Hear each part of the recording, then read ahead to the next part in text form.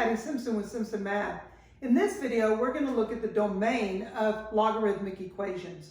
We saw from graphing logarithmic equations, such as log base 2 of x, that our domain was restricted in these logarithmic functions.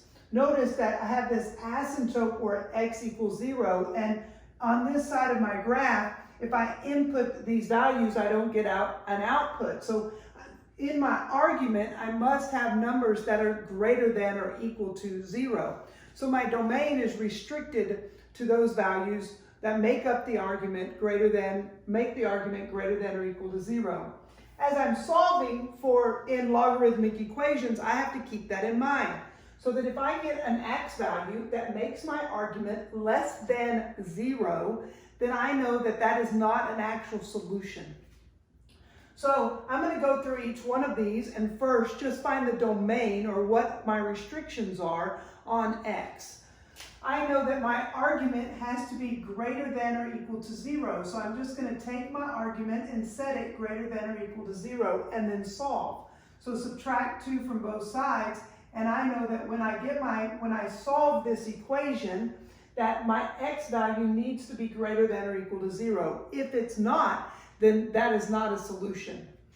Here, the restriction on this, I have to set my argument. My argument must be greater than or equal to 0. So I'm just going to go through and solve for x to see what my x must be. So subtract 1 from both sides, and 4x is greater than or equal to -1. Divide by 4, and x must be greater than or equal to -1/4. So if I end up with a solution that is less than -1/4, then I know that that's not a solution for this equation. Here, my argument has to be greater than or equal to 0.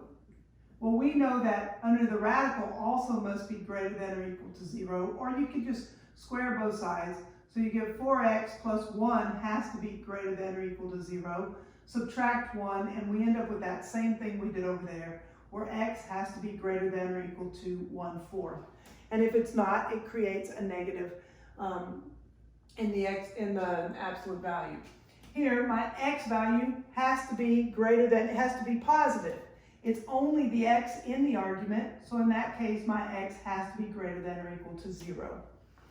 Here, I have two different arguments. I have an x plus 3 and an x plus 4. In both cases, my argument must be greater than or equal to 0. So whatever I get for my x value, it has to make both of those arguments true. It has to make both of those arguments greater than 0. So I subtract 3 from both sides, and I have x is greater than -3. Subtract 4 from both sides, and I have x is greater than -4.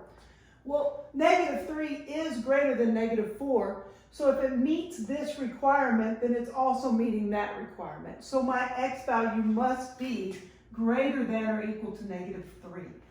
So in the next video, we're going to go through and solve each one of these equations, and we're going to make sure that our answer, our solution, actually meets that restriction.